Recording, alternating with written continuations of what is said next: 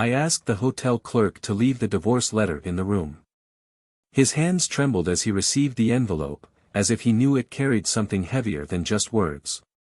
As the man made his way down the narrow, carpeted corridor, I stood motionless, watching the number on the door, 306. The same door that kept me away from the cruel truth that I was finally about to face. My heart was pounding in my chest, but not from sadness. It was something darker, denser, a mixture of hatred and relief. Finally, the masks would fall. Inside the room, I knew exactly what was happening. The muffled laughter, the murmur of complicit voices. They were together, comfortable, safe in the illusion that their secrets were protected by thin walls in a world they believed they controlled. I wanted to knock on the door, break in, shout. But I didn't. That would have given them the drama they were waiting for. I preferred something colder, more lethal, the naked truth, delivered on paper, like a sentence. I returned to the hotel lobby, ignoring the strong scent of artificial flowers and the distant sound of a piano playing a melancholy melody. Everything seemed suffocating, as if the whole building was conspiring to keep my suffering locked away. The receptionist looked at me over her glasses, an expression that mixed sympathy and suspicion. But I didn't need her pity. All I needed was time. Have they received it yet? I asked the employee, who was hurrying back down the corridor. He nodded, but avoided looking me in the eye. Perfect. The word came out with an icy, cutting tone, because, inside me, nothing seemed perfect. The truth was, however, that I longed for that moment. They needed to taste the shock, the weight, the exposed betrayal. I knew they would open the letters together, the moment they saw them. And, somehow, I knew what it would be like. Silence first. That silence that consumes the air, that turns the tiniest noise into a deafening roar. Then the sound of paper being torn in a hurry, as if time were an enemy. Then the reading. Each handwritten word, each sentence that I had carefully composed, turning into a blade. They would feel the cut, the pain. I was sure of it. This has got to be some kind of joke, I imagine, he said, his voice shaking, his eyes running over the text like someone looking for a way out of a labyrinth with no doors. No. It's not possible. He can't know, her voice, lower, charged with a panic that I could almost hear from here. That's what I wanted, for them to face each other, to search each other's eyes for the answer they couldn't find. What would they say then? What excuses would they offer? To themselves, to me, to the universe they had defied? Outside, the rain began to fall in thick drops, blurring the streetlights reflected in the hotel windows. A fitting symbol for the chaos I knew was about to explode inside that room. But it wasn't just about them. It was about me too. About how that betrayal had ripped something out of me that I would never get back. About how, even now, I felt I would never be the same person again. I remembered the night I first became suspicious. Her smile, wider than it should have been, after answering a message on her cell phone. A delay that made no sense. Little things, details, that accumulated until they became an unbearable weight on my shoulders. You're imagining things, she said, while I lost myself in obscure thoughts, trying to deny the obvious. But the truth has a cruel way of emerging, even when we don't want to see it. And that's what happened. The clues were there. The nights out, the averted glances, the rehearsed excuses. But what destroyed me the most was realizing how comfortable she was with it. As if my trust was a game, a fragile barrier that she knew how to cross without getting caught. But not this time. This time, I was in control. The rain was heavier now, a constant drumming on the windows. I couldn't move, as if my body was rooted there, in that lobby, waiting for something I couldn't name. Perhaps it was the sound of rapid footsteps, the echo of panicked voices. Or maybe it was the simple satisfaction of knowing that, finally, I had turned the tables. He's going to kill me, she must have whispered, her fingers trembling as she held the letter. He knew all along. And the lover? He would probably have laughed at first, trying to deflect the fear. "He's just trying to scare you," he would have said, not understanding the gravity of the situation. But fear is a curious thing. It grows in silence, infiltrating every corner of the mind. And there, in that room, surrounded by the walls that had once seemed safe, they would realize that there was nowhere to run. I wanted to be there to see it. To watch every reaction, every unspoken word. But I knew I didn't have to. That moment would only be the beginning. The impact of the letters would be like a stone thrown into a calm lake. The waves would continue to spread out, destroying everything around them. So why didn't I feel any peace? Why, even though I knew I had done everything to expose the truth, did it still feel like something was missing? Perhaps it was because betrayal is never simple. It eats away at you from the inside out, devouring not only the one who suffers it, but also the one who commits it. The elevator door opened and a couple entered the lobby. It wasn't them. But the sound of the elevator brought up the image of how they would be now, arguing, pointing fingers, trying to protect themselves from a truth that was unavoidable. I wanted to hear their voices, their pathetic apologies. I wanted to know if, at that moment, she was thinking of me. If, at least for a second, she felt the same weight that I had carried for so long. I knew that this story was far from over. That those letters were just the start of something bigger. Something that would change our lives forever. But what I still didn't know, what was eating me up inside, was whether I was ready for what came next.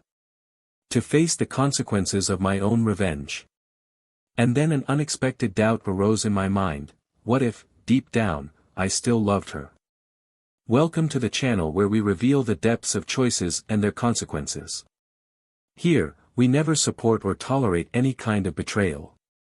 The stories you'll hear are fictional, but they carry an undeniable truth: betrayal is a devastating force, capable of destroying lives, trust and dreams. Get ready to dive into an intense and shocking narrative. Take a deep breath and enjoy. The story begins now. Marcelo adjusted the knot of his tie in front of the bedroom mirror, an almost automatic gesture in his mornings for over 20 years. At 42, he was a methodical, disciplined man who valued detail and believed in the power of routine. As the manager of a successful consulting firm, he had an almost unshakable sense of responsibility, something that was often praised by his colleagues and friends. Marcelo's world was made up of order, planning and a love that he believed was as solid as time. Clara, his wife, was the opposite in many ways. She had a restless energy, a constant need for novelty and passion. A visual artist, Clara brought color and vivacity to any environment. Her eyes sparkled when she talked about her work, exhibitions or any new technique she was exploring. Marcelo admired this about her.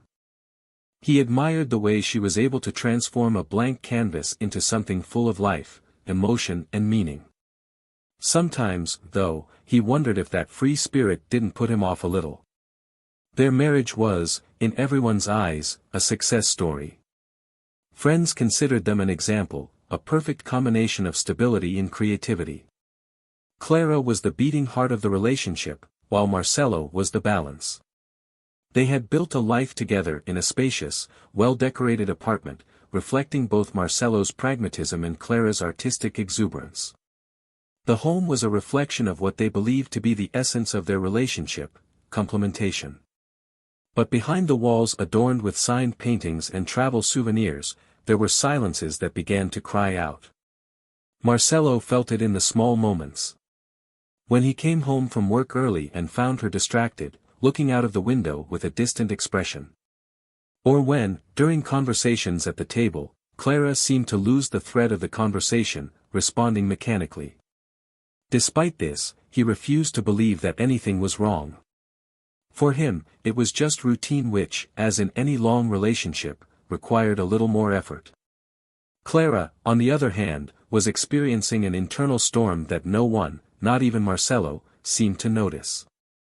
She loved her husband, or at least believed she did, but the weight of expectations and the monotony of the days were beginning to suffocate her.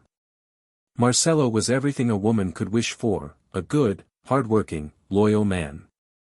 But he was also predictable, stuck in a routine that left no room for surprises. For Clara, this sometimes made her feel invisible, as if her essence was slowly fading away in the face of her husband's methodical perfection. "I don't want to be ungrateful," she repeated to herself as she adjusted the cushions on the sofa, a habit she did when she was restless. But something inside her cried out for something more, something she couldn't name. Their relationship seemed solid from the outside, but the truth was more complex. Marcelo devoted himself to his work and believed that his dedication to providing for and comforting his family was proof enough of love. He didn't realize that Clara longed for more spontaneous gestures, for more emotional attention. On the other hand, Clara was not good at expressing her needs. She kept her feelings to herself, believing that Marcelo should perceive them on his own. This created an invisible chasm between the two of them, a space where unspoken words and unmet expectations accumulated like shadows. There was also the question of time. Marcelo was often absorbed by deadlines, meetings and business trips. He saw these absences as a necessary evil, but for Clara, every coming and going was further evidence that work always came before her. Marcelo didn't see it that way. He believed that he was building a future, that his long hours were an investment in their life together. He never imagined that Clara could feel any differently. Shared friends also had their opinions on the couple. "You're so perfect together," they often said, without realizing that the words, rather than comforting, created additional pressure. Clara smiled politely at these moments, while Marcelo nodded in agreement, proud of what they had built. Evenings in the apartment were quiet, but not in a good way. They would have dinner together, discuss the day's affairs, but something was missing. That spark that once seemed to light up their relationship was now hidden under layers of routine and complacency. Marcelo, with his pragmatic manner, saw the situation as a natural reflection of years of living together. For him, it was a normal, almost inevitable stage. Clara, however, saw it as a sign of something deeper, an emptiness that frightened her. Despite this, there were moments of hope. Some nights, Marcelo would surprise Clara with a bottle of the wine she liked, or suggest watching a movie together. But these gestures, although well-meaning, seemed superficial, as if they were attempts to fill the silence without addressing the real root of the problem. One morning, Clara was in the studio set up in the second bedroom of the apartment. Her paint-stained hands moved mechanically over the canvas, but her mind was far away. A notification on her cell phone caught her attention. She looked at the screen hesitantly, then put the device away with a sigh. There was something in the message that seemed to arouse a mixture of curiosity and guilt in her. Meanwhile, Marcelo was finishing another virtual meeting in his makeshift office in the corner of the room. He glanced at his watch, remembering that Clara had mentioned an exhibition at a local gallery that afternoon. He thought about accompanying her, but his attention was soon diverted by another work call. The thought of being there for her was put on hold, like so many other times. As the day unfolded, Marcelo and Clara's lives ran parallel, like two train tracks that never crossed. Both were trapped in their own bubbles, unable to reach the other. And yet, something was about to change, something that would make it impossible to ignore the distance that separated them. They didn't know it yet, but the calm that surrounded their lives was about to be irrevocably shattered. Marcelo noticed that something was different that Friday morning. Clara seemed restless, moving around the apartment with unusual energy, but there was a tension in her gestures. She avoided his eyes, as if carrying the weight of a secret was something she couldn't completely hide. He wanted to ask, but thought better of it. Clara had her days of introspection, especially when she was involved in some new artistic project. He attributed her change of mood to this and let it pass. While Clara hurriedly finished her coffee, Marcelo watched her with disguised attention. There was something almost imperceptible in her demeanor, a nervousness he couldn't define. She mentioned that she had an exhibition to organize later and that perhaps she was going to stop by a friend's studio to borrow some pieces. This wasn't unusual, but the tone of her voice was. It sounded mechanical, as if she was memorizing an explanation instead of simply telling him about the day's plans. Marcelo nodded, pretending not to notice anything out of the ordinary, but his mind was restless. Clara left before Marcelo had even finished his coffee. He stayed in the kitchen for a few minutes, feeling the silence she had left behind. Something inside him began to weigh on him. It was as if a shadow had entered the space Clara occupied, a vacuum of uncertainty. Marcelo tried to ignore this feeling. He had never been a man given to suspicion, preferring to trust his logic and the stability of the relationship. But that day, something didn't fit. At the office, Marcelo immersed himself in reports and meetings as usual. However, his mind constantly returned to the image of Clara leaving the house in such a hurry. He tried to convince himself that there was nothing wrong, that perhaps he was just projecting insecurities that had no foundation. But throughout the day, flashes of small moments came back to his memory.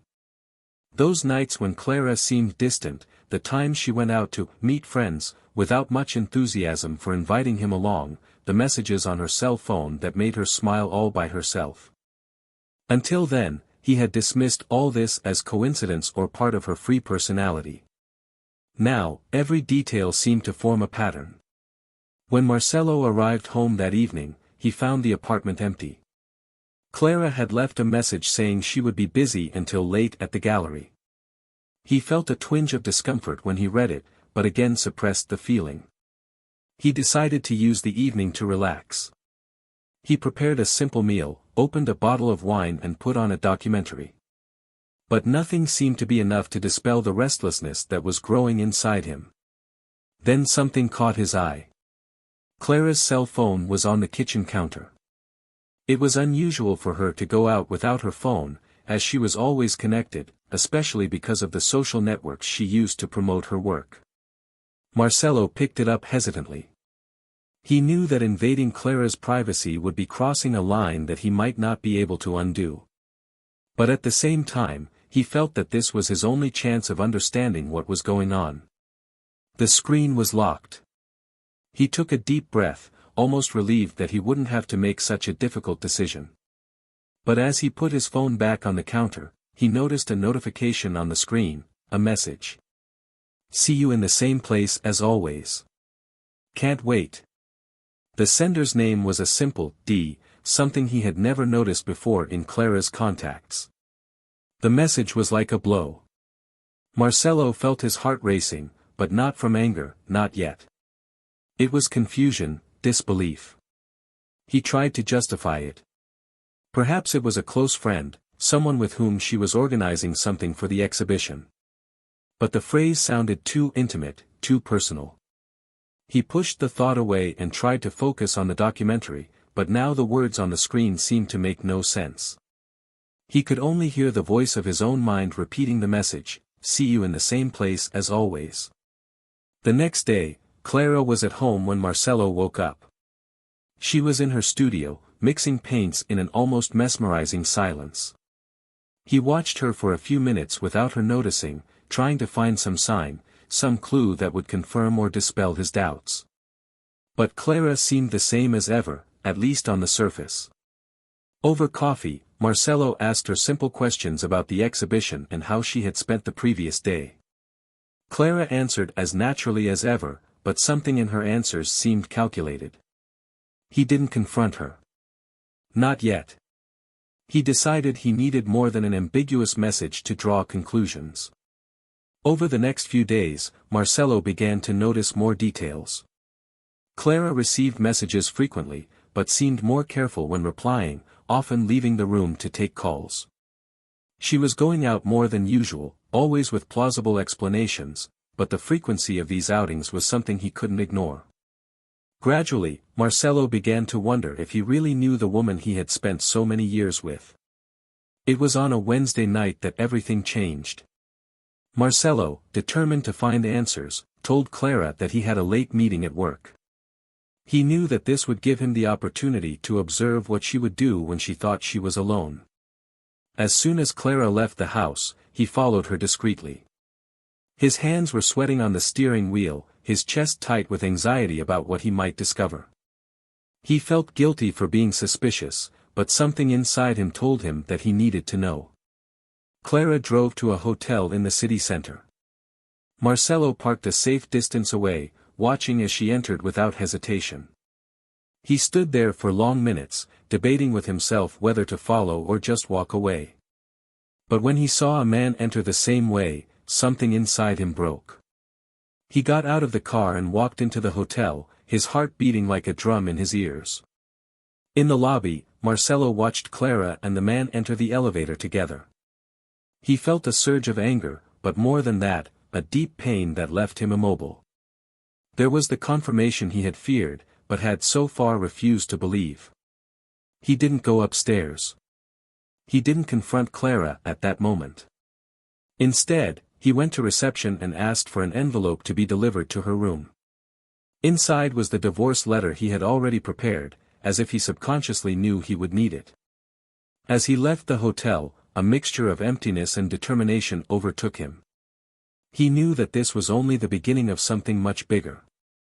The sound of the apartment door echoed in the silence.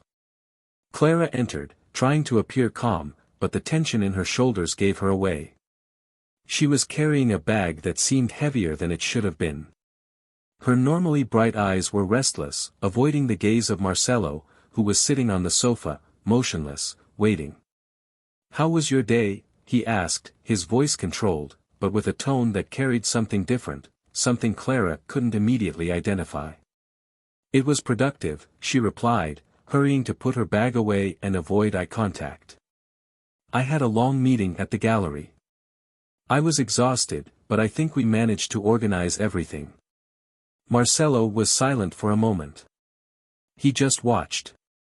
There was something in his eyes that Clara couldn't decipher, something between anger and sadness, as if he was carrying a weight that, until then, he had never shown. When she finally looked up, she met his steady gaze. "Can you sit down for a moment?" The sentence was simple, but the tone had a weight that made her pause. Clara hesitated, but nodded and sat down in the next armchair. Her mind began to spin. Did he know? What did he know?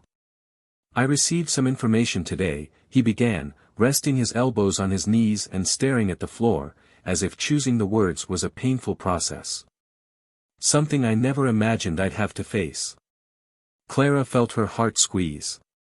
She tried to control her breathing, but the feeling that the ground was about to crumble beneath her feet took her over completely. Still, she kept her posture. "Information?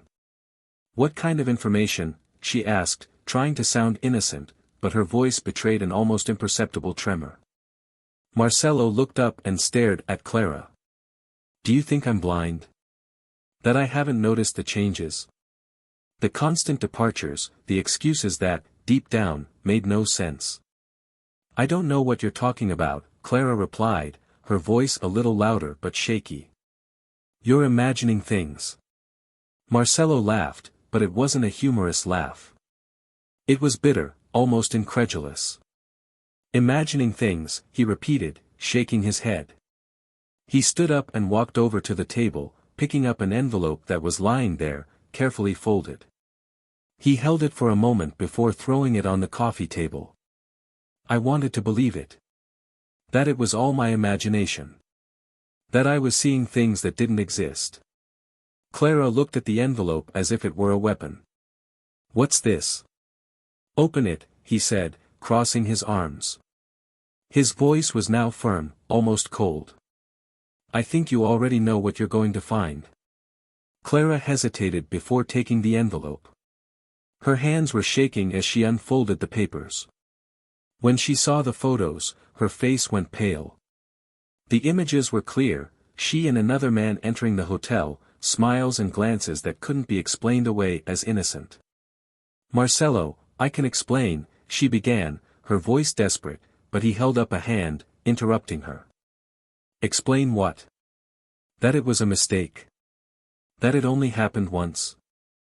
Or that you still love me and it doesn't mean anything." "Which of the ready-made excuses did you choose, Clara?"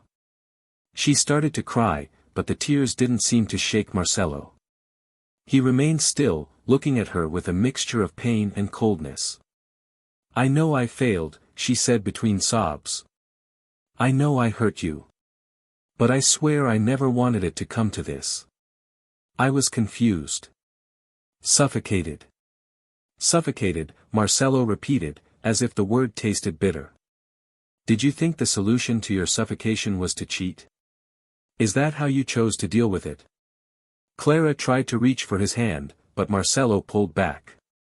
"Please listen to me," she begged. "I know I've made a terrible mistake, but there's more to this. There's something you need to know."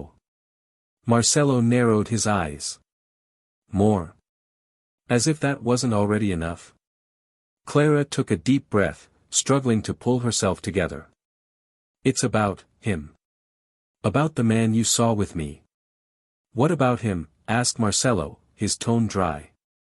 He's not just someone I met by chance," she said, finally facing Marcelo, even though it was the hardest thing she had ever done.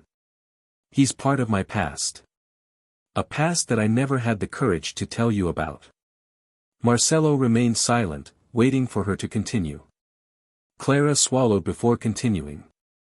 "Before we met, I had a relationship with him. A relationship that ended abruptly because he cheated on me, because he hurt me. When you came into my life, I thought I'd gotten over it. But, months ago, he reappeared. He came to me. He said he'd changed, that he wanted to see me. At first, I resisted. I told myself there was no reason to revisit that past. But you did," interrupted Marcelo, his voice colder than ever. "Yes," Clara admitted, the tears now flowing freely. "I was weak. He manipulated me, convinced me that he needed me, that he had changed. And, at first, I believed him. But then I realized that I was making the same mistake again, that I was throwing away everything we had built. That's why I broke up with him. That's why I didn't want to see him anymore." Marcelo ran his hands over his face, trying to process everything. "And you thought hiding it from me was the best solution?" "I was afraid of losing you," she said, her voice breaking. "I knew that what I did was unforgivable. But I still love you, Marcelo. I've always loved you." He laughed, but this time there was pain in his laugh. "Love? Is that love for you, Clara? Because for me, love is respect. Love is loyalty. And you've destroyed all that." Clara tried to move closer, but Marcelo took a step back. "I need time," he said, his voice full of tiredness. "I don't know if I can look at you and not see this. Not see what you've done." Clara fell to her knees, crying, but Marcelo left the room without looking back. He knew that, no matter what, their relationship would never be the same. Marcelo didn't come home that night. After leaving, he drove aimlessly, the sound of the engine filling the emptiness that had settled inside him. The deserted streets seemed to reflect his own loneliness. Finally, he parked in front of a quiet park and turned off the car. The silence enveloped him, heavy but somehow comforting. He didn't know where to go or what to do. He just knew that he couldn't face Clara at that moment. Meanwhile, Clara remained in the apartment. The space, which had once been a shared home, now seemed like a prison. She paced back and forth, unable to sit down or rest. Her heart was tight, her mind repeating every word Marcelo had said. The weight of her choices seemed overwhelming. She knew she had risked everything and, in the process, lost the trust of the only man she had ever truly loved. In the park, Marcelo finally got out of the car. He walked aimlessly, trying to organize his thoughts. Everything seemed like a whirlwind. The image of Clara, kneeling on the ground, was still vivid in his mind. He wanted to hate her, he wanted to erase all the years they had lived together, but he couldn't. The love, even though wounded, was still there. Love, even wounded, was still there, making everything even more painful. His phone vibrated in his pocket. He hesitated before picking it up, knowing it would be Clara. The screen confirmed his hunch, several missed calls and messages. He opened one of them, but couldn't get past the first line. "Please come home. I need to talk to you." He hung up the phone and put it back in his pocket, determined to distance himself, at least for the night. As he wandered through the park, he found a bench and sat down. The cool early morning breeze brought a little clarity. He began to remember the early years of his relationship with Clara, the promises made, the moments of happiness that seemed so distant now. He wondered at what point everything had started to fall apart. There were no clear answers, just a growing emptiness. The next morning, Marcelo decided he needed answers, but not from Clara. He needed to understand the man who was part of this betrayal. It wasn't just about what happened, but why. He knew that confronting Clara wouldn't bring the explanations he was looking for. He picked up his phone and began typing a message to a private detective he knew from an old case at work. He needed information about the man Clara had cheated on. He felt that this was the only way to start putting the missing pieces together. Clara, for her part, was devastated. She spent the morning sitting on the sofa, staring at nothing. She didn't know if Marcelo would come back or if he would ever be able to forgive her. Every minute without an answer seemed like an eternity. She tried calling again, but his phone was switched off. She felt a pang of despair. Marcelo had been her anchor, and now she felt adrift. Marcelo received a reply from the detective that afternoon. The man had agreed to help him and promised information within a few days. While he waited, Marcelo immersed himself in his work, trying to dispel the thoughts that tormented him. But the hours passed slowly, and every silence seemed to echo the pain of his discovery. 2 days later, Marcelo received a detailed report from the detective. He read it carefully, each line bringing a mixture of anger and bewilderment. The man, called Daniel, was not just a figure from Clara's past. He had a dark reputation, with stories of manipulation and betrayal that stretched back long before Clara. Marcelo felt his blood boil as he read about Daniel's practices, which included using emotionally vulnerable women for his own benefits. It wasn't just a betrayal. It was a pattern. Marcelo decided that he needed to confront Daniel. Not for Clara, but for himself. He needed to look into the eyes of the man who had infiltrated his life and destroyed what he held sacred. He found out Daniel's address from the detective and drove there that evening. It was an elegant but impersonal apartment, reflecting the calculating life of its occupant. When Daniel opened the door, he was surprised to see Marcelo there. He kept his composure, but there was a glint of curiosity in his eyes, as if he was analyzing Marcelo, trying to predict his next moves. "Can we talk?" asked Marcelo, his voice firm but controlled. Daniel hesitated for a moment before giving way. "Of course. Come on in. I imagine you have a lot of questions." Marcelo entered, observing the space around him. Everything seemed carefully arranged, but soulless. He sat down in the chair Daniel indicated, refusing the offer of a drink. "You know why I'm here," Marcelo began, crossing his arms. "I want to understand. Why did you do it? Why did you approach her again?" Daniel smiled, but it wasn't a friendly smile. "Do you want the truth?" "Because I could. Because she let me." Marcelo felt his anger rising, but forced himself to remain calm. "Is this all for you? A game?" "I wouldn't say game," said Daniel, leaning forward. "I'd say, opportunity. Clara has always had this need to be seen, to be wanted. I just took advantage of it." Marcelo clenched his fists, but didn't respond immediately. He knew Daniel wanted a reaction, wanted to see him lose control. "You think you understand Clara, but you don't," Daniel continued, his tone almost condescending. "She's complicated. You held her back for so long that she forgot who she was. I just reminded her." Marcelo stood up, staring at Daniel. "You may think you understand people, that you can manipulate them, but that doesn't make you strong. It makes you small. And I'm not going to let you keep destroying lives. Daniel laughed, but there was something uncertain in his gaze now. Good luck with that, he said, as Marcelo turned to leave. But remember, Clara came to me. Not the other way around. Marcelo left the apartment feeling lighter, but also more determined. He knew his relationship with Clara was in ruins, but this conversation had given him something he hadn't expected: clarity. He couldn't control her or Daniel's actions, but he could decide how to react and how to move forward. When he got home that night, he found Clara sitting on the sofa, her eyes red from crying. She stood up when she saw him, but he held up a hand, indicating that he needed to speak first.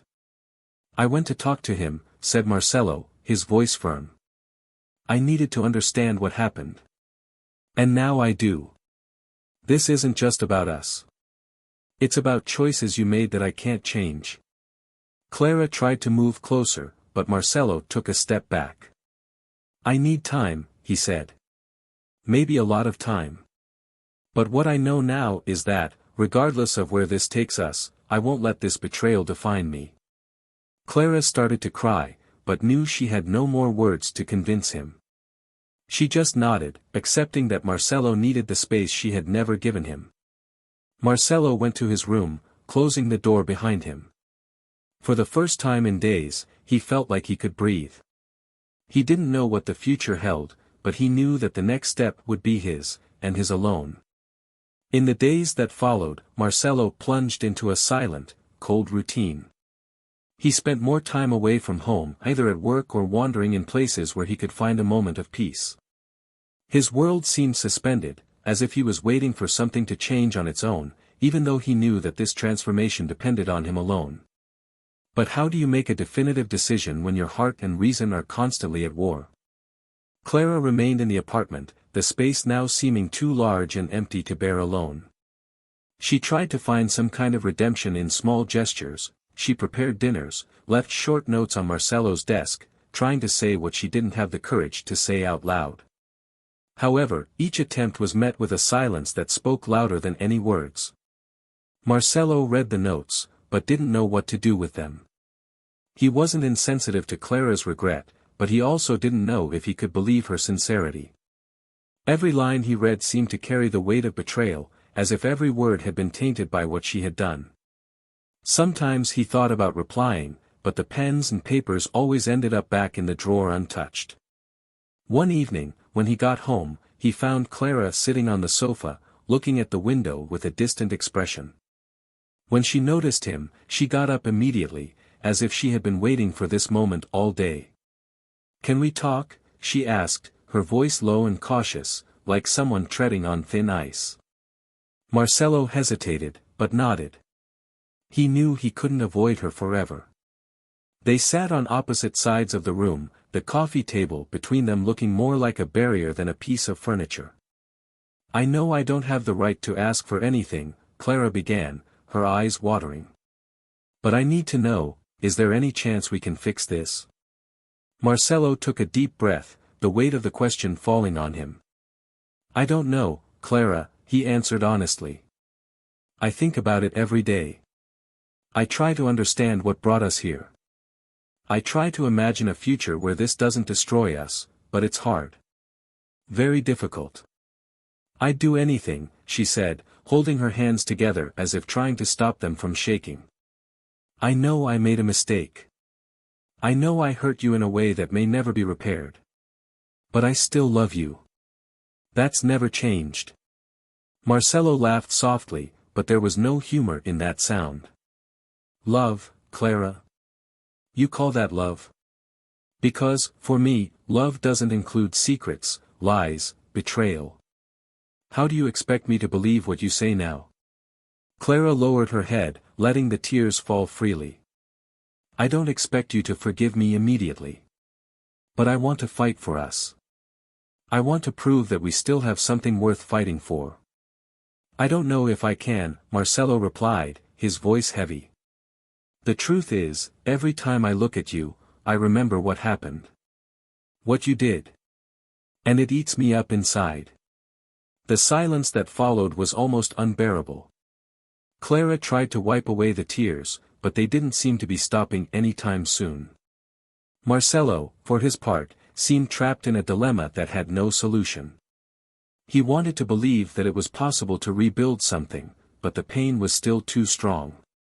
The days went by, and Marcelo began to realize that even though he was emotionally distant from Clara, he was still deeply connected to her.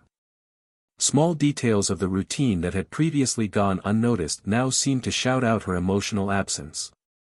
The way she folded his clothes and left his favorite tie on the bed before he left for work, or the way she always knew when he was about to catch a cold before he even felt the first symptoms.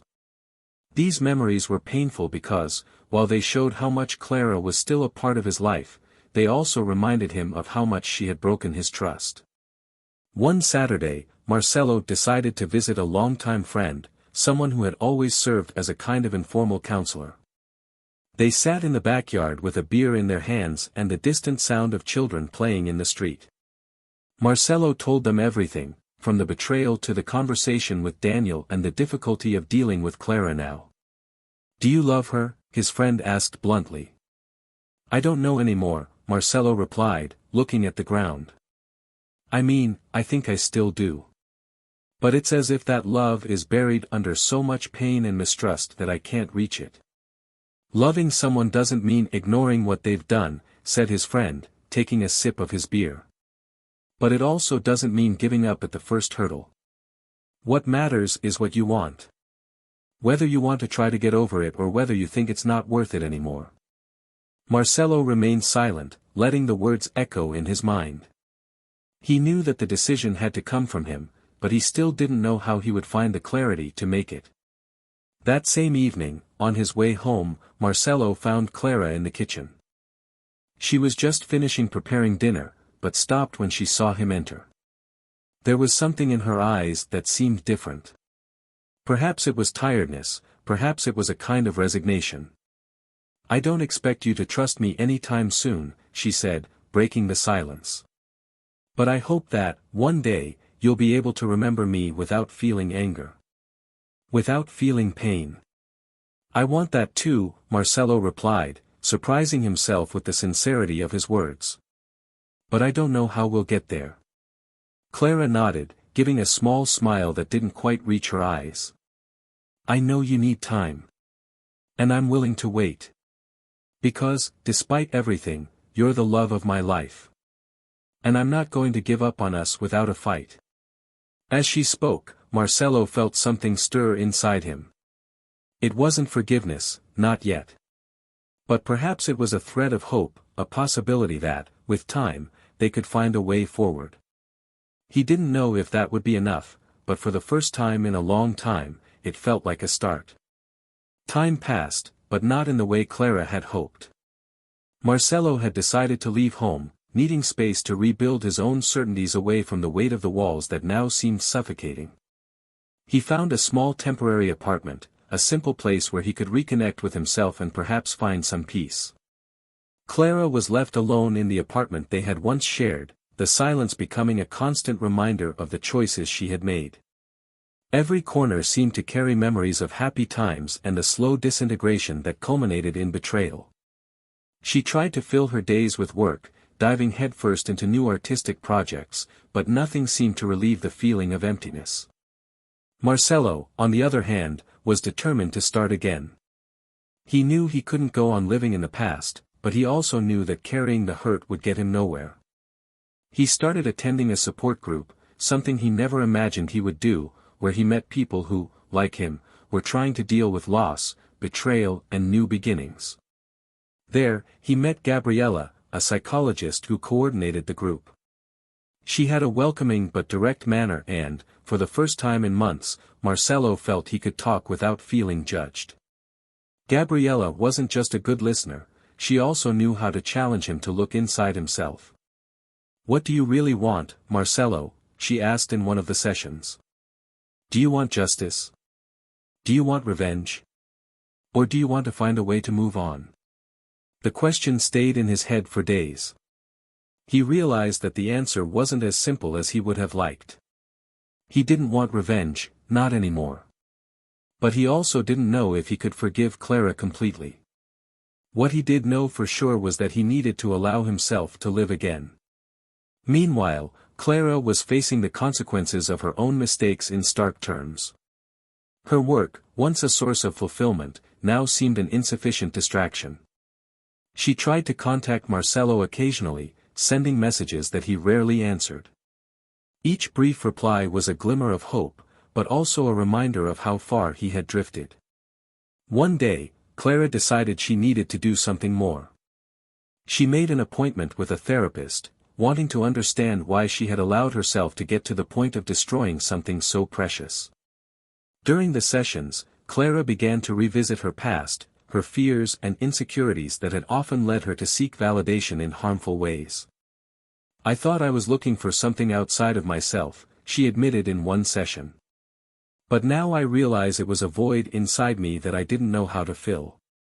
While they both went their separate ways, fate seemed to have other plans. Months later, Marcello and Clara met by chance in a bookstore. He was looking absent-mindedly at a book when he heard her voice. "Marcello?" He turned around slowly, surprised to see her there. Clara looked different. There was something in her posture, in the way she looked at him, that conveyed a serenity he didn't recognize. She didn't try to touch him, she didn't approach him anxiously. She just smiled softly, as if accepting the moment for what it was. "Hi, Clara," he replied, hesitantly. "I don't want to disturb you," she said, her voice calm. "I just wanted to say that I'm glad to see you well." Marcello nodded, not knowing what to say. They were silent for a few seconds before Clara continued. "I've made a lot of mistakes. But I want you to know that I'm working to be someone better. Not for you, not for us, but for myself." These words took Marcello by surprise. He realized that, for the first time, Clara wasn't trying to get back what she had lost. She was simply accepting the consequences of her choices. He didn't know how he felt about it, but somehow it touched him. "I hope you find what you're looking for, Clara," he finally said, and the words sounded more sincere than he had expected. Clara smiled again, a sad but genuine smile. "Thank you," she said before walking away, leaving Marcello alone with his thoughts. Over the next few months, Marcello continued to find balance in his new life. Gabriella became a constant presence, not just as a counselor, but as a friend and, eventually, something more. They began to spend more time together, and Marcello discovered a lightness in being with her that he hadn't felt for a long time. Gabriella didn't try to replace what he had lost, but helped him realize that the future still had a lot to offer. Clara, on the other hand, began to channel her emotions into her art. Her new, deeply introspective pieces caught the attention of larger galleries, and she began to gain recognition for her ability to transform pain into beauty. Although loneliness still accompanied her, she learned to live with it, using it as a tool to grow.